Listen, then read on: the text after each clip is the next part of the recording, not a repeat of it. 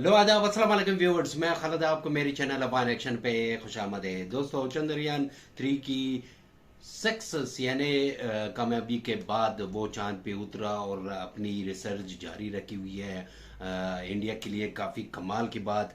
और उसी के लेके एक और इंडिया ने अब चांद को छोड़ के अब सूरज यानी सूरज पे अपने मिशन भेजने वाली है। ये काफ़ी कमाल की बात है, क्योंकि कोई भी मुल्क अभी तक ये मिशन नहीं किया है। ये आदित्य L1 मिशन है और उसकी सारी जो चीज़ें वो कंप्लीट हो चुकी है।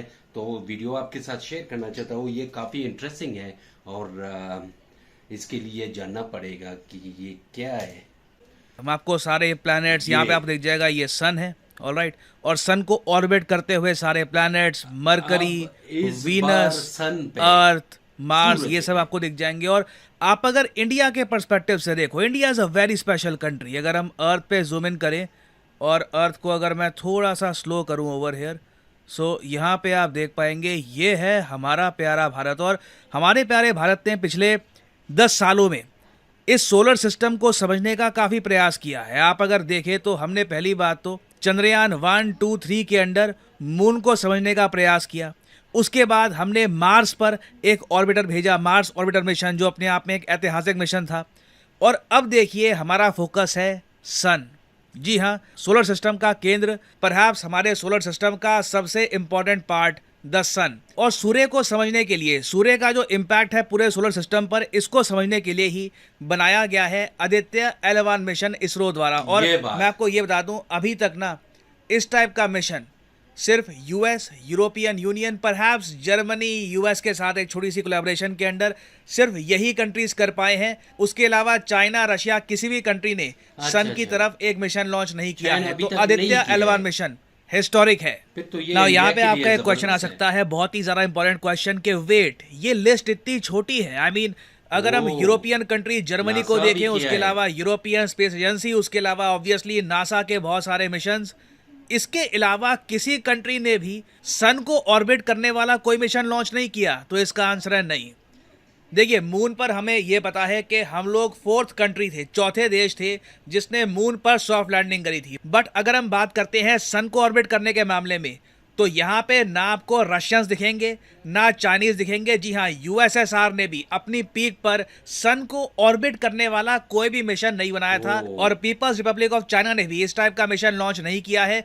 तो इंडिया देखिए पहला एशियन कंट्री बनेगा ये मिशन लॉन्च करने ये वाला। काफी मोस्ट प्रोबेबली जबरदस्त हम है। यहाँ पर ये सक्सेसफुल पहली होंगे। बार जैसे ही Aditya Asian L1 country. Launch होता है, ये अपना काम करना स्टार्ट कर देता है, India will create history. India ना सिर्फ साउथ एशिया को, पूरे एशिया को, एक्चुअली आप उसके बियॉन्ड सोचना चाहे, पूरे ब्रिक्स को रिप्रेजेंट कर रहा होगा स्पेस में, to be the only country to orbit the sun.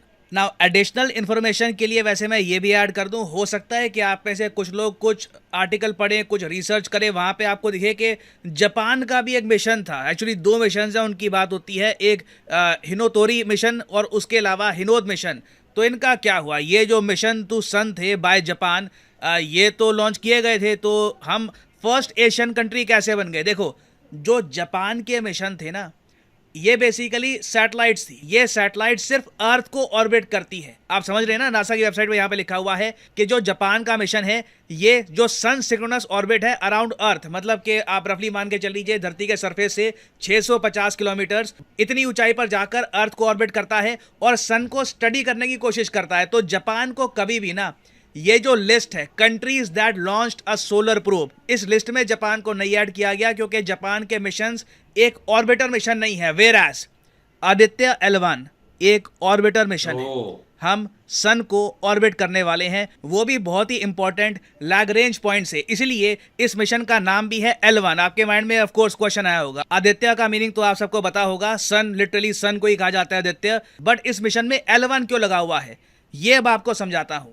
Now on an average अगर हम बात करें तो धरती और सूर्य के बीच में जो डिस्टेंस है ये है 101 मिलियन किलोमीटर्स का। जी हाँ, एक enormous difference. Now Aditya L1 क्या करने वाला है 1.5 मिलियन किलोमीटर। जी हाँ, ऐसा नहीं है कि सूर्य के बहुत जरा करीब चला जाएगा आदित्य L1। वो काम वैसे नासा के पार्कर सोलर प्रोब ने किया है, वो अलग से अभी आपको बताऊंगा उसके बारे में। मगर आदित्य L1 बेसिकली धरती से 1.5 मिलियन किलोमीटर दूर जाकर जो L1 पॉइंट है वहां पर खुद को प्लेस कर देगा और उसके बाद सन को स्टडी करेगा। नाउ L1 पॉइंट क्या है ये समझते हैं एनिमेशन से। आज से करीब 200-250 साल पहले एक फ्रेंच इटालियन मैथमेटिशियन थे लैग्रेंज। इन्होंने ये बताया कि जब स्पेस में, अंतरिक्ष में दो बड़ी ऑब्जेक्ट्स होंगी, उनके बीच में ना एक, आप कह लीजिए, ग्रेविटेशनल पॉइंट आ जाएगा। एक ऐसा पॉइंट बन जाएगा जहां पर आप कुछ प्लेस कर सकते हो। और इन्हीं के सम्मान में इस पॉइंट को आज के समय हम स्पेस में कहते हैं लैग्रेंज पॉइंट। अब यहाँ पे आप अगर देखोगे ये एनिमेशन, नोटिस करिएगा कि यहाँ पे आपको दिखेगा, पहली बात तो ये धरती है, ठीक है, ये पीछे मून है और यहाँ पे सन है, और ये आपको दिख जाएंगे बहुत सारे लैग्रेंज पॉइंट्स अर्थ, मून, सन के आसपास। ये L3, L4, L1, ये सब क्या है समझाता हूँ आपको। देखिए, ये सब ऐसे पॉइंट्स हैं स्पेस में जो लिटरली एक सीट की तरह काम करते हैं। अगर आपको स्टेबल तरीके से सन को स्टडी करना है तो उसका एक बहुत ही अच्छा सोल्यूशन है कि अपना जो प्रोब है वो L1 पॉइंट पर प्लेस कर दो। तो धरती से L1 पॉइंट 1.5 मिलियन किलोमीटर दूर है। इसरो आदित्य मिशन को L1 पॉइंट पर प्लेस कर देगा और L1 पॉइंट से ही ये मिशन सन को स्टडी करता रहेगा, ऑब्वियसली ऑर्बिट करते हुए भी। तो इससे एक बात तो यहाँ पर क्लियर हो गई होगी कि आदित्य L1 सन पर कोई लैंडिंग या फिर सन के बहुत ज़्यादा करीब नहीं जाएगा। ऑब्वियसली हम नहीं कर सकते, प्रोब डिस्ट्रॉय हो जाएगा। तो इसलिए L1 पर इसको प्लेस कर दिया जाएगा। और L1 में भी मैं आपको ये बताऊं, ऐसा नहीं है कि वहां पर एक कंफर्टेबल सोफा है कि L1 पॉइंट पर बस आपने आदित्य को प्लेस कर दिया और वो स्टडी करता रहेगा। L1 पॉइंट भी अपने आप में थोड़ा सा अनस्टेबल है, तो L1 में भी ना ये छोटे छोटे ऑर्बिट करता रहेगा आदित्य L1 मिशन, और इसी तरीके से ये सन को स्टडी करेगा। नाउ अगर आप ये पूछ रहे हैं कि सन के हम और ज़्यादा करीब नहीं जा सकते, देखिए ये काम किया था नासा के पार्कर सोलर प्रोब ने। ये थोड़ा सा आपको अलग से दिखाता हूँ। अच्छा, अब यहाँ पर आप देख पाओगे, ये आपको दिख रहा है सोलर सिस्टम।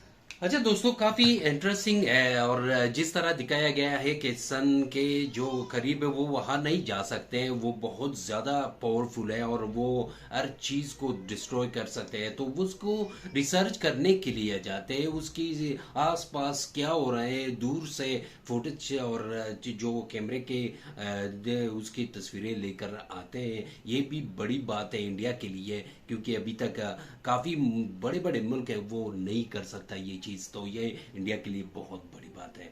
दोस्तों, वीडियो काफी इंटरेस्टिंग और जबरदस्त है। आई होप ये मिशन भी कामयाब हो इंडिया के लिए। और इंडिया एशिया में, पूरी एशिया, साउथ एशिया, पूरी एशिया में पहली मुल्क है जो वो सन की रिसर्च के लिए आदित्य L1 मिशन कर दिए। आपको कैसा लगा तो जरूर अपना राय कमेंट सेक्शन में बताएं। हमेशा की तरह अपना ख्याल रखें। Maybach music. Can anybody out